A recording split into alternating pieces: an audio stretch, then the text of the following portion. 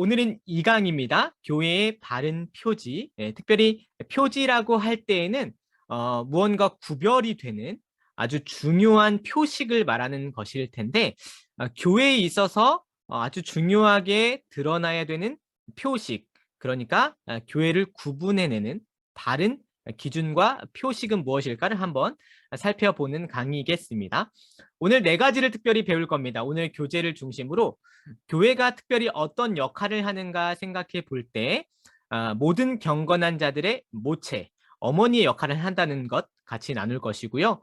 그 내용 가운데 가시적 교회, 비가시적 교회, 조금 어려운 용어일 수 있는데 이 용어의 의미와 또 믿음을 우리가 한번 같이 나누도록 하고, 세 번째로는 참된 교회와 거짓 교회, 이 부분에서 어떻게 교회를 구분해낼 것인가, 그 표지에 대한 바른 내용을 이해해 보도록 하겠습니다. 마지막으로 이 모든 것을 배우고 깨달음에도 불구하고 교회를 사랑할 수 있는 이유에 대해서 나눔으로 오늘 강의를 진행해 보도록 하겠습니다.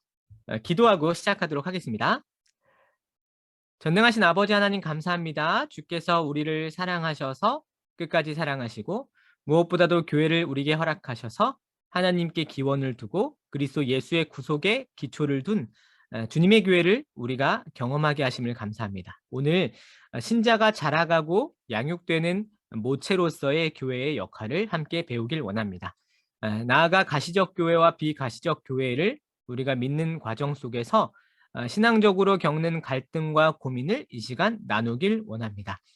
주께서 교회에 대한 바른 가르침을 우리에게 허락하셔서 참된 교회를 어떻게 추구해 가야 할지를 가르쳐 주시고, 나아가 무엇보다도 주님이 허락하신 교회를 사랑할 수 있도록 인도하여 주시옵소서. 우리 구주 예수 그리스도의 이름으로 기도합니다. 아멘. 네, 그러면 오늘 강의를 진행해 보도록 하겠습니다. 오늘 2강 교회의 바른 표지의 우리 첫 부분은 바로 경건한 자들의 어머니가 되는 교회의 역할에 대해서 배우려고 합니다. 여러분, 교회의 역할, 교회가 어떤 목적으로 존재하고 또 교회의 그 목적을 둔 교회 안에 속할 때 어떤 결과를 우리가 경험할 수 있을까? 혹시 고민해 본 적 있으십니까? 지난주에 제가 교회는 무엇인가 한번 각자 질문해 보자고 했을 때 저는 지난번 교회는 무엇인가의 강조점으로 하나님께서 시작하시고 예정하셔서 사람에게 기원을 두지 않은 유일한 기관으로 교회를 소개했습니다. 교회의 역할이라는 건 하나님께서 기원하시고 목적하신 공동체가 교회라면 교회의 역할도 하나님이 의도하신 목적에 따라 역할이 규정되겠죠? 그러면 하나님께서 의도하신 목적에 따라 교회의 역할이 규정될 때 하나님은 과연 교회에, 특별히 경건한 자들에게 허락된 이 공동체에 어떤 목적을 두고 교회의 역할을 규정하셨는가? 그 부분을 한번 살펴보도록 하겠습니다. 기독교 강요는 교회에 대한 이해를 성경의 기초에서 이렇게 표현합니다. 1장 1항에 하나님께서는 당신의 자녀들을 교회의 품으로 모아 어머니와 같은 교회의 도움과 봉사와 양육과 보호와 지도로서 믿음의 목적지에 도달하게 하신다. 따라서 하나님께서 아버지가 되시는 사람으로서는 교회가 어머니가 되어야 하니 이는 우리가 하늘에 있는 새 예루살렘의 자녀라는 말과 같은 의미이다라고 이야기합니다.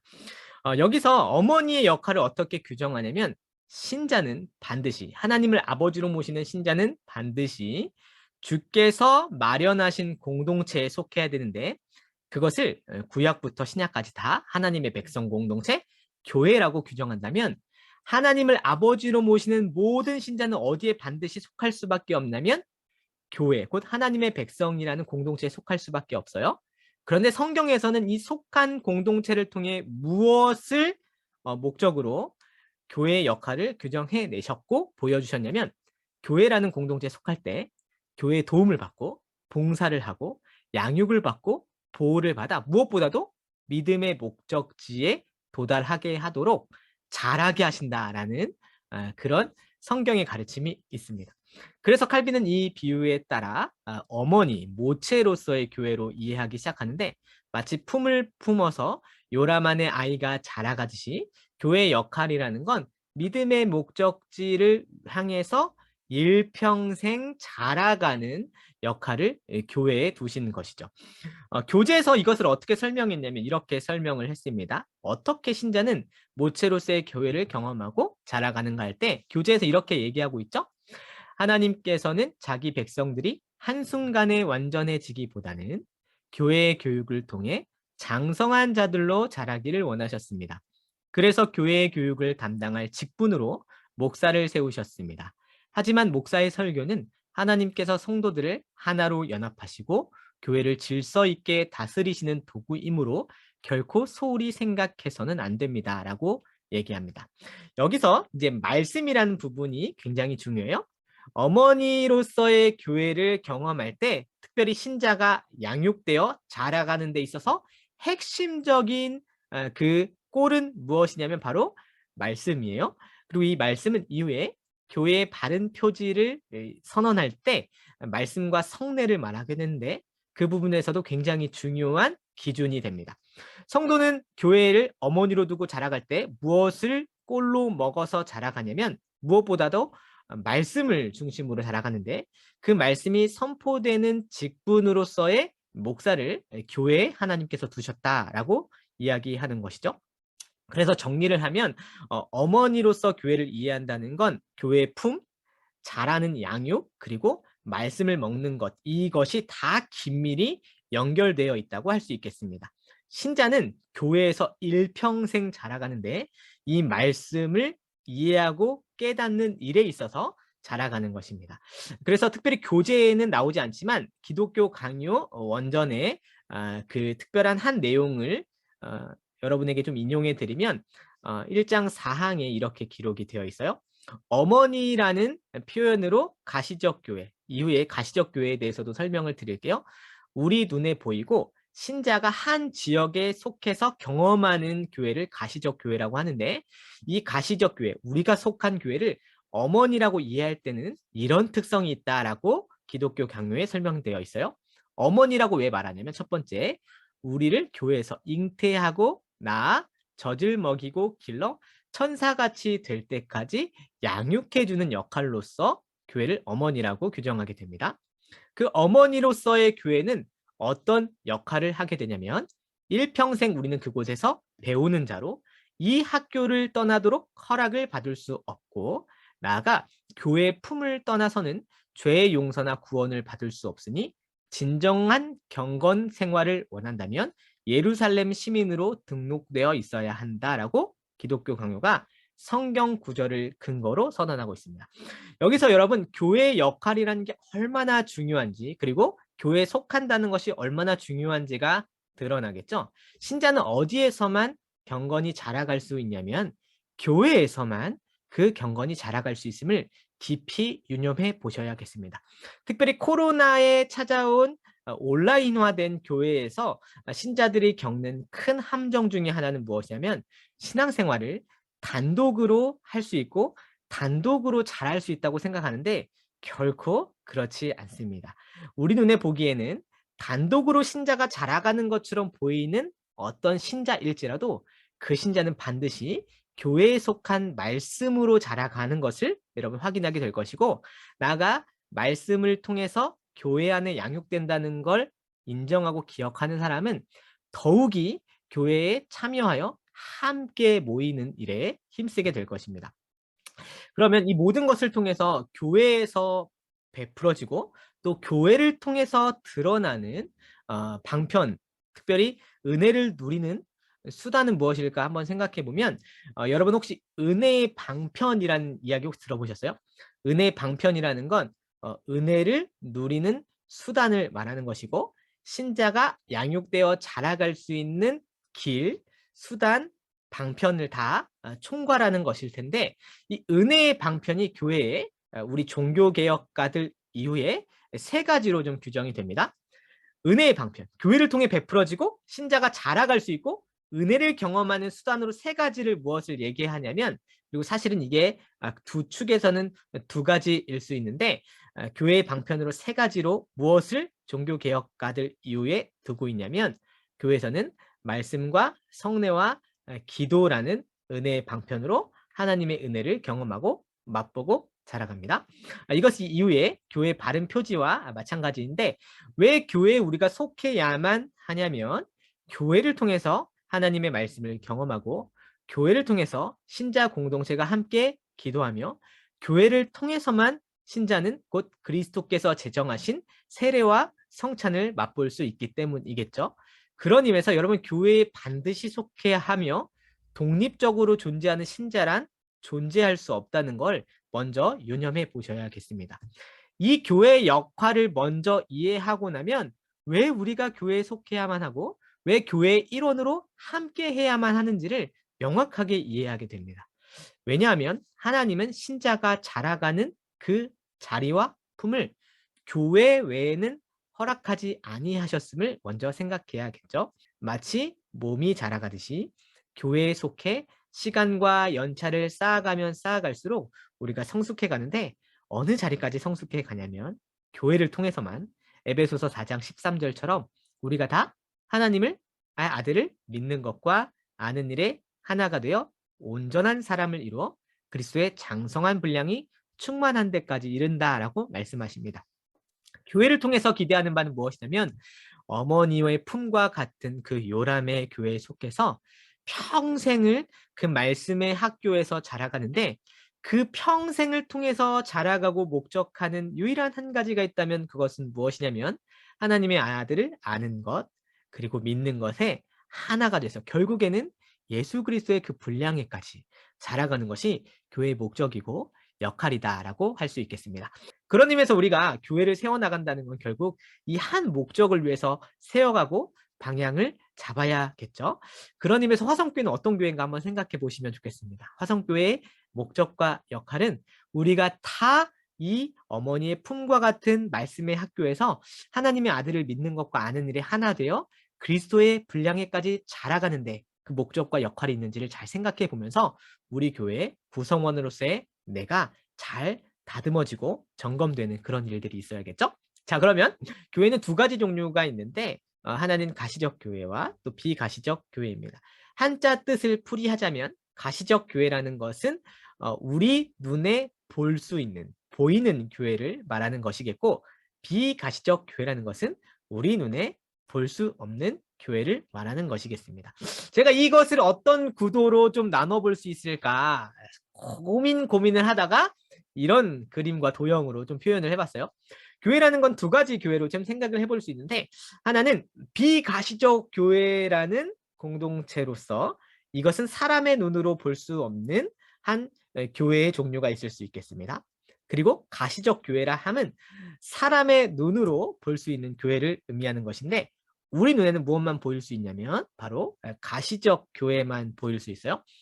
제가 도형을 그릴 때 지금 이제 이 도형에서 가시적 교회의 많은 부분을 비가시적 교회에 좀 포함을 시킨 게 좀 보이시죠?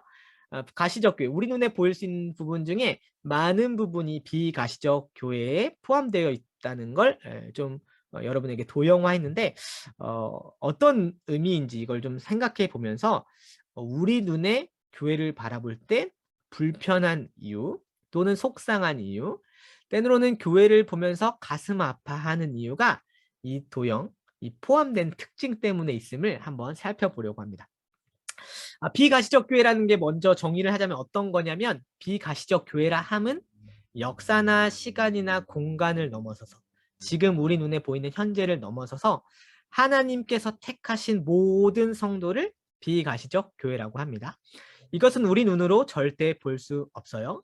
가시적 교회에 속한 이들 중에 이 비가시적 교회, 곧 하나님이 택한 백성들이 있기도 하고 가시적 교회에 보이지 않는 이들, 그러니까 아직 교회로 초청을 받거나 주님을 그리스도로 선언하지 않은 비신자, 불신자 가운데서도 주님이 택한 성도가 있다면 그 성도는 교회의 가시적 교회의 일원이 아니다 하더라도 지금 비가시적 교회의 일원이겠죠? 조금 어려운 개념일 수 있는데 그냥 쉽게 생각해서 비가시적 교회란 사람의 눈으로 볼 수 없는 하나님의 택한 모든 백성, 구약부터 신약까지 그리고 지금의 일까지 하나님의 택한 성도 모두를 지칭하는 걸 비가시적 교회라 말할 수 있겠습니다. 우리는 어떤 믿음을 갖고 있냐면 이 비가시적 교회, 교회를 믿습니다 할 때 우리는 어떤 교회를 믿는 것이냐면 이 비가시적 교회, 하나님의 택한 모든 성도 공동체는 반드시 구원함을 받으며 나아가 어떠한 역사적인 위기와 고난이 온다 하더라도 하나님의 택한 교회는 결코 흔들리지 아니한다는 믿음을 갖고 있습니다. 때로는 가시적 교회, 우리 눈에 보이는 교회가 세력을 잇는 것 같고 많이 쇠하여지는 것 같고 고난 가운데 사라지는 것처럼 보인다 하더라도 마치 엘리야가 혼자 있는 것처럼 느끼는 그때에도 비가시적 교회에 대해서 하나님 뭐라 말씀하셨냐면 아직 무릎 꿇지 아니한 발에 무릎 꿇지 아니한 7천 명을 준비하였다라고 말씀하신 것처럼 비가시적 교회는 언제나 영원하고 흔들리지 않는 예수 그리스도를 머리로 둔 교회라는 걸 우리는 믿습니다. 그런 의미에서 비가시적 교회와 가시적 교회를 이렇게 구분해 낼 수 있는데 문제는 무엇이냐면 우리 눈에는 가시적 교회밖에 안 보인다는 것이죠. 그런데 이 가시적 교회 안에 놓여져 있는 여러 가지 일들이 우리 마음을 때로는 아프게도 하고 힘들게도 하고 떠나고 싶다 생각될 정도로 어려운 마음이 들게도 합니다. 추가적으로 좀 설명을 해보겠습니다. 성경에서 교회라는 말은 이중적인 의미로 이해해야 한다라고 이야기합니다. 첫째, 비가시적 교회. 이것은 계속 제가 누차 설명해 드렸죠. 청지 창조 후에 지금까지 하나님의 선택에 따라 하나님의 참 양자가 되고 성령의 성화로 그리스도의 진정한 지체가 된 사람들만의 교회를 가리킵니다. 이 비가시적 교회 안에는 지금 주님 품에 죽은 이후에 주님 품에 있는 성도들도 비가시적 교회의 일원이고 그리고 우리 역시도 그리스도를 믿는 믿음 안에서 비가시적 교회의 일원이며 나아가 우리의 오고 오는 세대, 미래에 있을 자녀들 가운데 택함 받은 하나님의 백성들도 이 비가시적 교회의 일원이겠죠. 그런 의미에서 비가시적 교회는 우리 눈에 볼 수 없다 말하였습니다.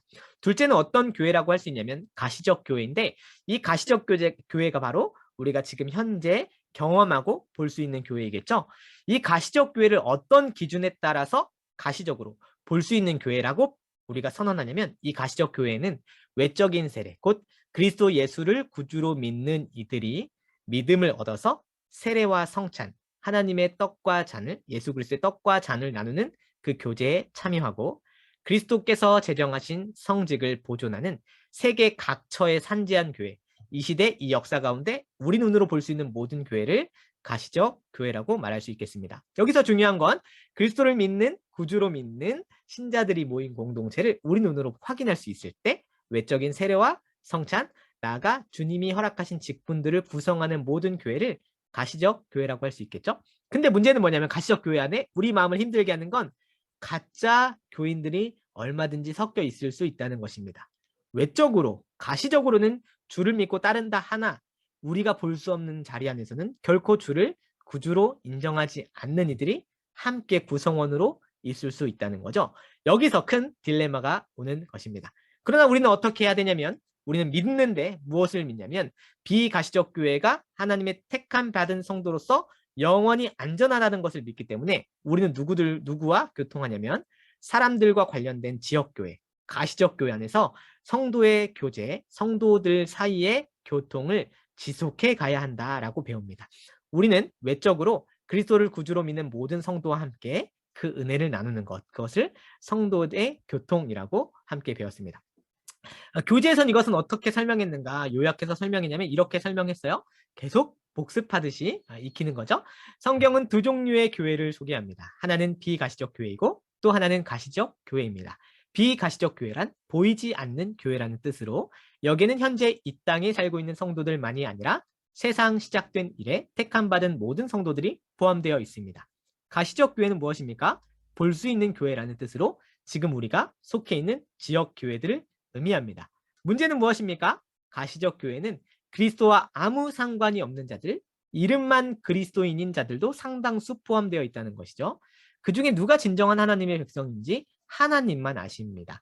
그래서 때로는 버림받은 것처럼 보였던 자들, 교회 외인이었던 자들도 교회에 들어오기도 하고 부름받은 것처럼 보였던 자들이 교회를 떠나기도 하는 것이죠. 이것을 아우구스티누스는 뭐라고 했냐면 하나님의 은밀한 예정에 따라 많은 양들이 가시적 교회 바깥에도 있고 또 많은 늑대들이 가시적 교회 안에도 있다라고 표현을 했습니다. 여기서 우리의 의문이 생기는 것이죠. 우리는 비가시적 교회를 볼 수도 없고 사실은 경험하기도 어려운 믿음의 차원인데 우리가 경험하는 교회는 어떤 교회입니까? 가시적 교회잖아요. 근데 이 가시적 교회 성경이 말하는 아주 큰 갈등 중에 하나는 무엇이냐면 우리가 속한 교회 안에 참 오염됐다 여기는 많은 이들과 구성원들 나아가 그런 모습이 보이는 어려움이 있다는 것이죠.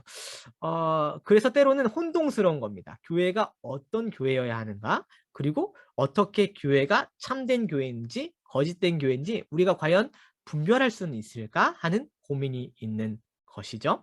많은 이단들은 어떻게 자신의 공동체를 규정합니까?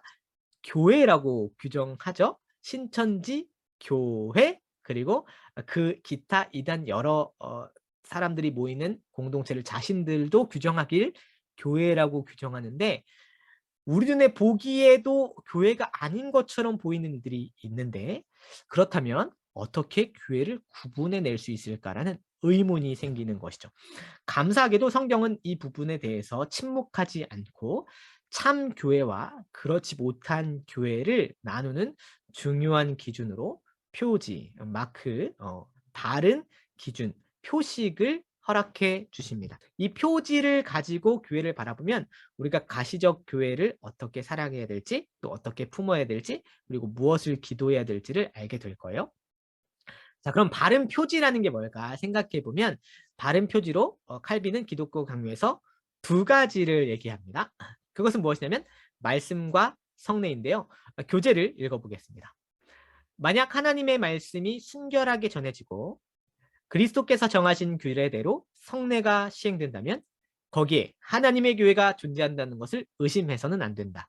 이것을 교회의 표지라고 하는데 이런 표지에는 반드시 하나님께서 주시는 복과 열매가 뒤따르기 마련이다.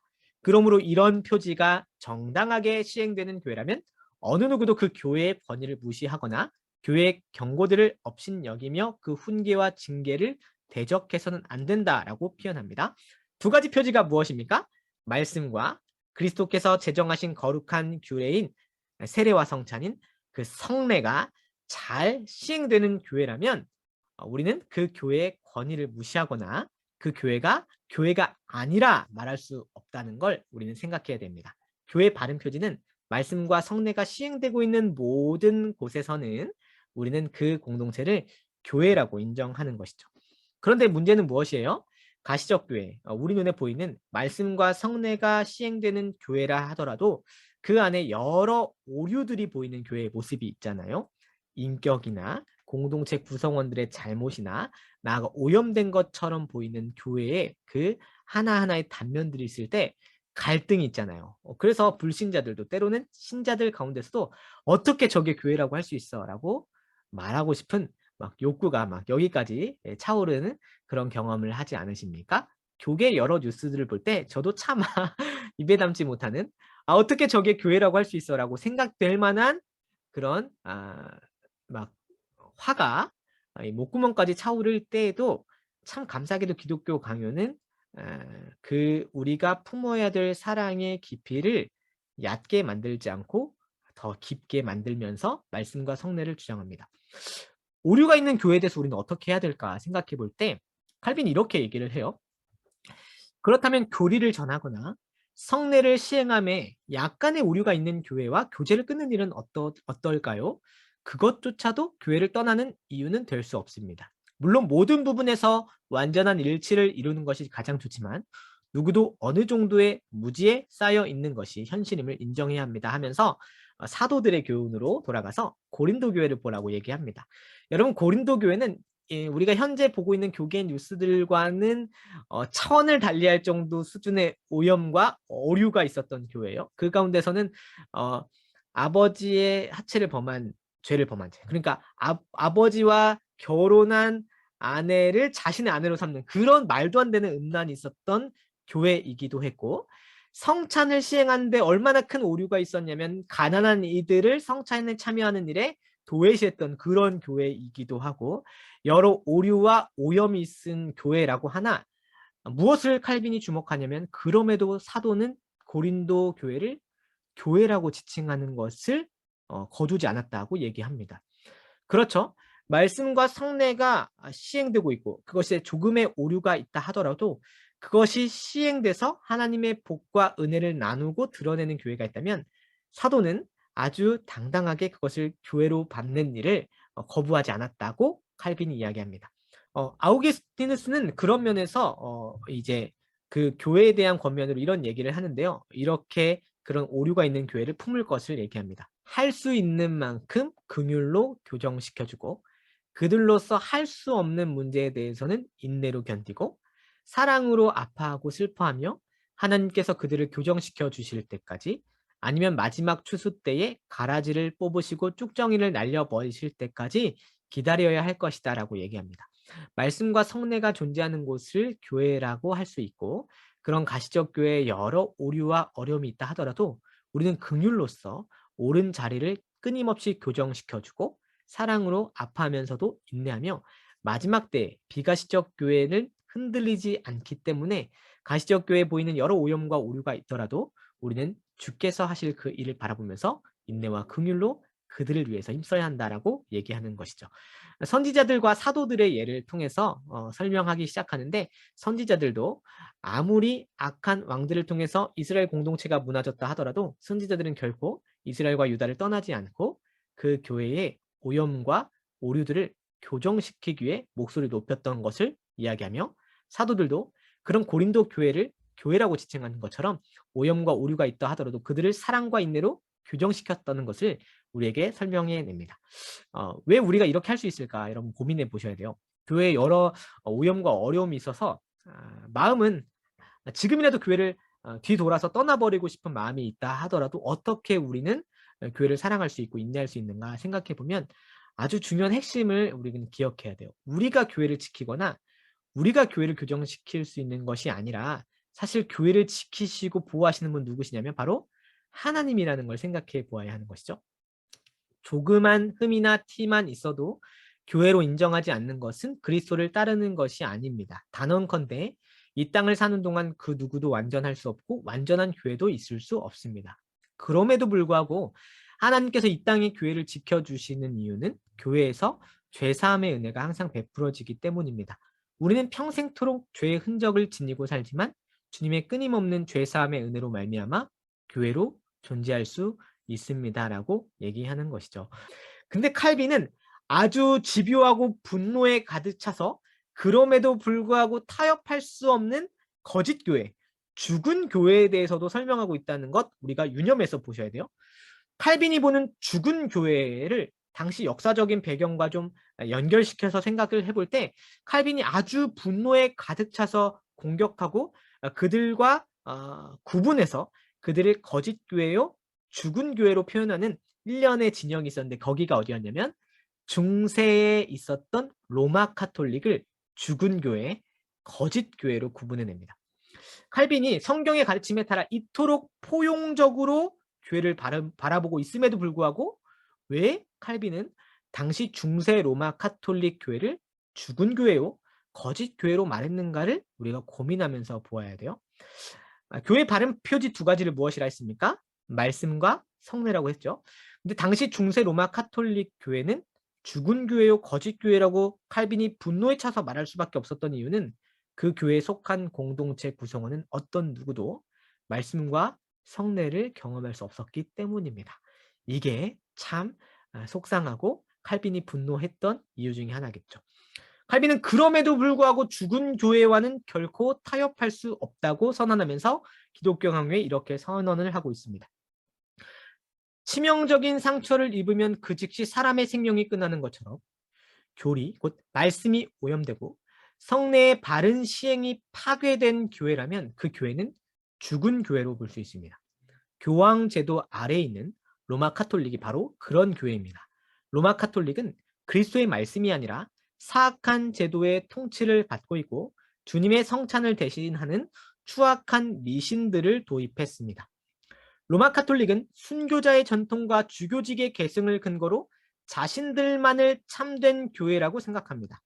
대신 로마 카톨릭에서 떠난 자들을 분리주의자 내지 이단으로 여깁니다. 하지만 그리스도의 복음과 성찬에서 떠난 로마 카톨릭에는 그렇게 말할 수 있는 자격이 없습니다. 순수한 진리를 계승하지 못한 것은 문제가 되지 않고 교황 제도와 같은 조작된 제도를 계승하지 못한 것은 문제가 된다는 논리는 말이 되지 않습니다. 라고 얘기하는 것이죠. 지금 당시 중세 로마 카톨릭을 살펴보면 이것이 말씀과 성례에 위비된 그래서 죽은 교회라고 말하는 칼빈의 말을 우리가 납득하고 수긍할 수 있게 됩니다. 당시의 말씀이 어떻게 선포됐는지 아십니까? 다소간 너무나 충격적인데 어떤 의미에서 다소간 너무 충격적이냐면 당시 중세 로마 카톨릭의 성직자들은 말씀을 청중들과 성도들에게 나눠주는 일에서 참으로 게으르고 참으로 아주 경악스러울 만큼 큰 문제가 있었는데 어떤 의미에서 그러냐면 당시 말씀을 전해주는 성직자들은 어떻게 자신들의 예배 가운데 말씀을 선포했냐면 특별히 라틴어 설교, 본인들도 해석하거나 이해할 수 없는 라틴어 설교를 그 제도 그대로 받아 그것을 낭독하고 읽어주는 것으로 말씀을 나눠주는 걸 대신했습니다. 즉 교회에 왔지만 아무도 말씀을 모르는 상태에 처한 것이죠. 칼빈은 말씀이 없는 교회로 그래서 아무도 그리스도를 모르는 교회를 결코 교회라고 말하지 않습니다. 그래서 죽은 교회요, 거짓 교회라고 말하죠. 말씀이 바른 표지가 되지 못한 그런 교회를 죽은 교회라고 얘기했고 특별히 성례 문제에 대해서도 굉장히 분개하는데 어떤 의미에서 분개하냐면 이 성례, 특별히 성찬을 어떻게 그들은 시행했냐면 미사라는 어떤 예배 제도로 그래서 그리스도의 십자가의 대속을 제사로서 다시 반복하는 방식으로 미사를 시행하게 되는데 그리스도의 십자가를 단 한 번의 대속의 사건을 다시 재현할 수 있는 것처럼 선언했고 나아가 성찬을 아주 교묘한 이후에 배우겠지만 아주 교묘하고 잘못된 방식으로 시행하므로 그리스도의 복음과 그 확실성과 그 아주 명확하고 완벽한 성취를 위배하는 방식으로 성례를 오염시켰던 것이죠. 이 말씀과 성례가 사라지고 아무도 이해할 수 없게 만든 교회에 대해서 칼빈은 감히 중세 로마 카톨릭을 교회라고 말하지 않고 거짓 교회요, 죽은 교회라고 이야기를 합니다. 제가 지속적으로 중세 로마 카톨릭이라고 얘기를 했어요. 지금 이 시대에 사는 천주교에 대해서 제가 동일하게 적용하는 것이 아닙니다. 제가 말하는 지금 칼빈의 죽은 교회요, 거짓 교회는 당시 중세 로마 카톨릭을 말하는 것이겠죠. 지금 가시적 교회를 살고 있는 이 시대의 천주교에 대해서는 우리가 조금 더 결을 달리해서 생각해 볼 수 있겠지만 저는 지금 기독교 강요를 가르치고 있기 때문에 당시 중세 로마 카톨릭을 왜 분개하면서 칼빈이 화를 내며 그들을 죽은 교회요, 거짓 교회라고 말하는지에 집중해서 좀 설명하겠습니다. 칼빈은 특별히 이 죽은 교회에서 떠나는 것을 분리하거나 또는 분열시키는 것으로 생각하지 않고 이 죽은 교회에서 떠나는 것이야말로 교회를 지키는 것이라고 명확하게 이해를 했어요. 이것은 칼빈뿐만 아니라 당시 종교개혁을 일으킨 모든 이들의 생각이었어요. 종교개혁은 교회에서 떠나거나 분리하는 것이 아니라 이 죽은 교회에서 당신의 사랑하는 성도들을 살리고 회복시키기 위해서 교회를 지키기 위해서 했던 것이 종교개혁이라고 이해를 했는데 그 명확한 칼빈의 이야기를 좀 듣기 위해서 제가 사돌레토에게 주시는 편지라는 그 서신을 제가 신학교 때 좀 3학년 때 공부하고 좀 읽으면서 큰 은혜를 좀 받아서 칼빈의 의도, 그러니까 왜 죽은 교회에서 떠날 수밖에 없었는가, 그리고 그게 왜 교회를 지키는 것인가를 칼빈의 글을 통해서 한번 나눠보도록 할게요. 사돌레토라는 사람이 누구였냐면 로마 카톨릭 중세 당시의 성직자였는데 어떻게 종교개혁자들을 욕하고 또 경고하고 또 고발했냐면 이 중세 카톨릭의 성직자였던 사돌레토는 종교개혁자들은 교회에서 분열하고 이탈하고 그래서 이단이라고 할 수밖에 없는 분리주의자들이라고 얘기를 했거든요. 칼빈은 그 사돌레토에 대해서 이렇게 답신을 하게 됩니다. 당시 교회를 이렇게 평가했어요.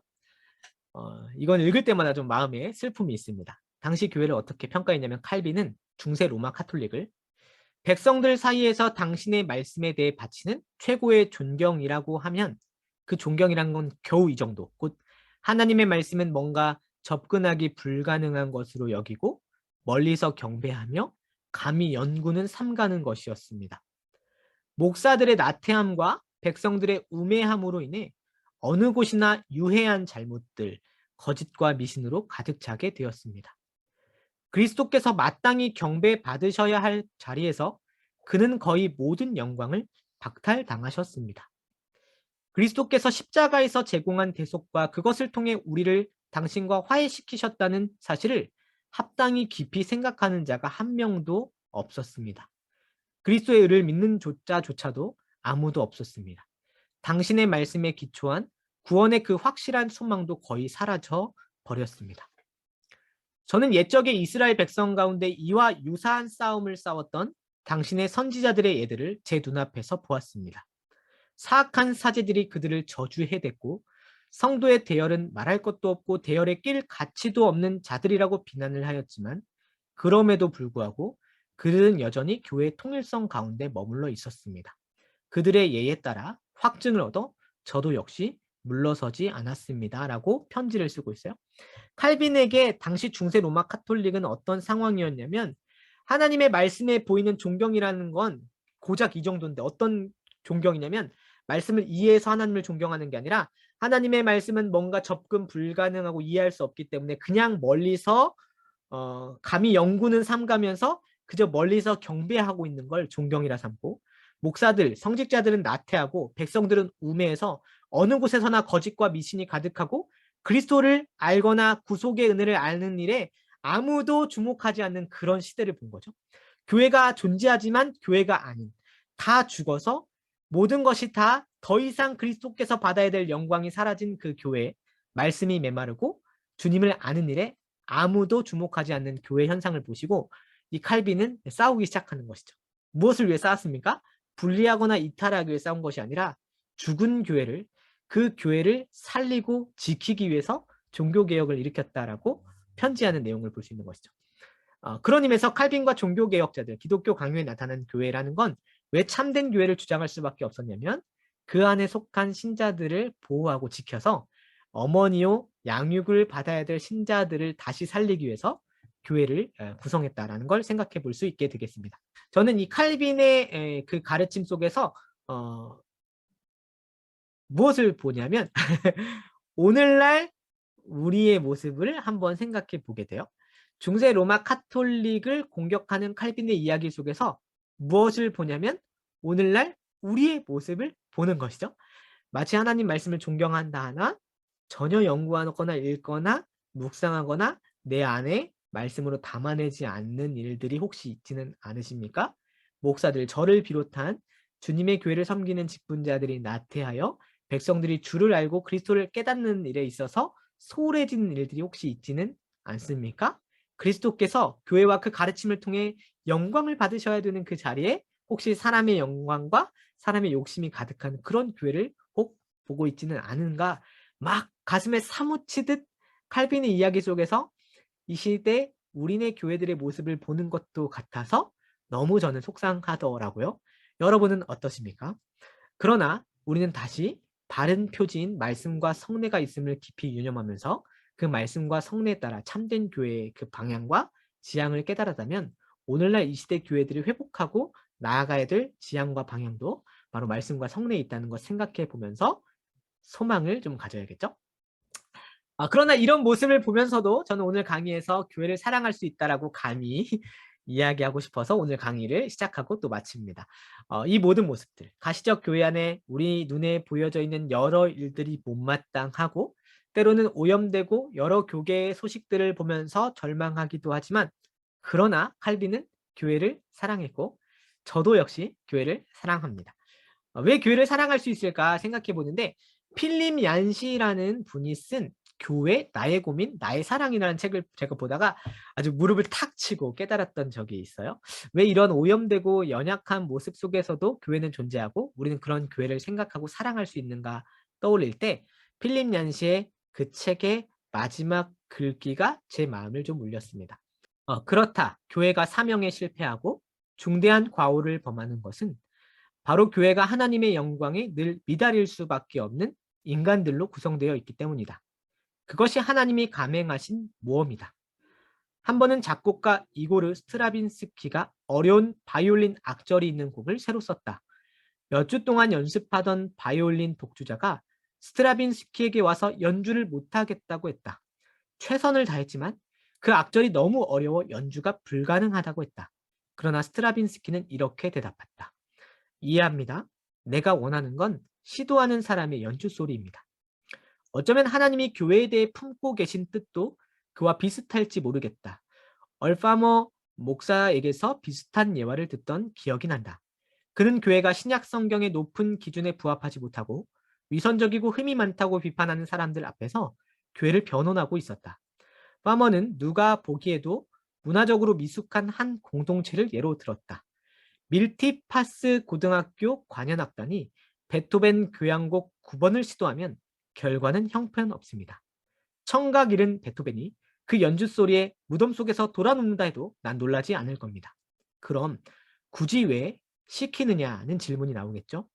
베토벤이 품었던 불멸의 뜻을 연주해내는 그 막중한 짐을 왜 그 불쌍한 아이들에게 지우는 겁니까? 나의 대답은 이겁니다. 그 객석에는 베토벤의 위대한 교향곡 9번을 밀피타스 고등학교 관현악단이 아니고는 접할 수 없는 사람들이 있습니다. 완전함과는 거리가 멀지만 그럼에도 불구하고 그들이 베토벤의 메시지를 들을 길은 그것밖에 없습니다. 교회에서 예배를 드리다 난감해질 때마다 나는 얼바머의 예화를 떠올린다. 비록 작곡가가 품었던 뜻을 끝내 우리가 이뤄낼 수 없을지라도 이 땅에 그 소리가 들리려면 그 길밖에 없다라고 얘기하는 것이죠. 그런 의미에서 칼빈의 바른 표지는 어떤 의미에서는 아주 엄격한 기준이 아니라 교회가 지녀야 될 최소 기준일 수 있겠습니다. 말씀과 성례가 들려지는 모든 곳에서 그리스도의 복음이 흘러나올 수밖에 없기 때문에 그 소리를 듣기 위해선 그것 없이는 교회가 존재할 수 없기 때문에 칼빈이 이야기하는 말씀과 성례를 생각하는 것이고, 오늘날 우리의 교회 속에서 완전함과는 거리가 먼 교회가 보일지라도 감히 우리는 그 교회가 존재하므로 하나님이 택한 백성들이 그곳에서 꼴을 먹고 자라갈 수 있다는 소망과 사랑을 품을 수 있는 것이죠. 저는 이 모든 것을 떠올리면서 어떻게 하기로 더욱 마음을 먹게 되냐면, 문제가 있다 보이는 오늘날 저의 모습과 우리의 모습과 그리고 교회들의 모습을 보면서 더욱 사랑하기로 다짐하였습니다. 저는 아까 사돌레토에게 주는 답신이라는 칼빈의 글을 읽고 신학교 3학년 때 이렇게 좀 다짐을 했었는데, 그냥 그때 썼던 글을 여러분에게 좀 나눠드릴게요. 저는 이렇게 그때 다짐했었습니다. 이 모든 것을 읽어 깨닫고 그리스도께 교회를 정결한 신부로 드리기 원했던 우리의 선배들을 보고 나니 카톨릭과 우리가 얼마나 다른지를 보는 것이 아니라 도리어 우리의 현실이 얼마나 가슴 아픈 상황인지가 더 느껴지는 것은 왜인지, 그 귀한 유산을 다 잃어버리고 숨만 헐떡이고 있는 나와 우리 교회의 빈곤함과 비참함을 보기에 칼빈의 말에 가슴이 먹먹해지는 내 모습을 본다. 참으로 초라하고 비참해 보이는 나와 우리의 모습. 그러나 다시 칼빈의 유산을 보니 여전히 소망이 있음을 발견한다. 우리의 느낌이나 감정과는 상관없이 하나님의 말씀은 언제나 위대하며 그 말씀의 빛에서만 우리는 다시 회복할 수 있기 때문에 참으로 가슴 아프지만 사돌레트에게 주는 답신을 기록한 칼빈이 우리의 교회의 현실을 다시 본다면 아마도 이렇게 말하지 않을까. 나는 그리스도의 교회를 참으로 사랑합니다. 그러니 저는 당신의 말씀으로부터 배운 모든 것을 하나님의 영광과 그리스도의 교회를 위하여 당신의 신부인 교회에 충실히 나누어 주겠습니다. 오늘 우리 교회의 아픔을 생각하며 나는 다시 그가 외쳤을 이 말을 깊이 새겨 넣어본다. 주님, 저와 우리도 그리하겠습니다. 라는 고백을 아주 신학교 3학년 때 불타는 마음을 갖고 고백했던 적이 있습니다. 저는 이런 예화들을 같이 떠올리면서 소리 높여 들려줄 수 있는 공동체는 가시적 교회는 우리밖에 없다는 생각이 듭니다. 그래서 소망을 갖습니다. 오염과 불완전함이 우리 앞에 놓여져 있다 하더라도 더욱 교회를 사랑할 수밖에 없는 이유는 이곳에서야말로, 이곳을 통해서만 말씀과 성례의 그리스도의 은혜와 분복이 흘러넘칠 수 있기 때문이겠죠. 여러분에게는 어떻게 교회가 다가오는지 궁금합니다. 그러나 중요한 것은 우리가 더 교회를 사랑할 수 있게 되기를 바라고, 이 모든 가르침을 통해서 우리 교회가 나아가야 될 방향과 지향도 회복하되, 그러나 교회를 포기하지 않고 붙드시는 하나님의 뜻이 있다면 우리도 감히 그리스도의 교회를 포기하지 않고 사랑하며 그것을 받들고 섬겨야 하는 사명이 우리에게 있음을 같이 나누길 바랍니다. 그 사랑이 여러분에게 회복되고 그 은혜가 여러분에게 회복돼서 교회를 볼 때마다 그곳에 울려 퍼지는 교향곡에서 품으시던 하나님의 깊은 뜻을 체험하고 경험하는 그런 예배가 되길 원하고, 그런 예배를 통해 흘러넘쳐서 구원받아야 될 백성들이 더욱더 교회로 몰려오는 그런 놀라운 역사가 이 시대 우리 교회에 드러날 수 있게 되기를 기도합니다. 오늘 강의 들어주셔서 감사하고 오늘 같이 배웠던 교회의 바른 표지, 말씀과 성례를 기준으로 어떻게 참된 교회와 거짓 교회를 나눌 수 있을지 생각해 보시고 어떻게 우리는 교회를 사랑해야 될까를 고민하면서 오늘 강의 복습하시고 또 다음 주에 있을 강의 내용도 미리 읽어 오시길 바랍니다. 그럼 오늘 강의는 여기까지 진행하도록 하겠습니다. 그럼 다음 주에 뵙도록 하겠습니다. 샬롬!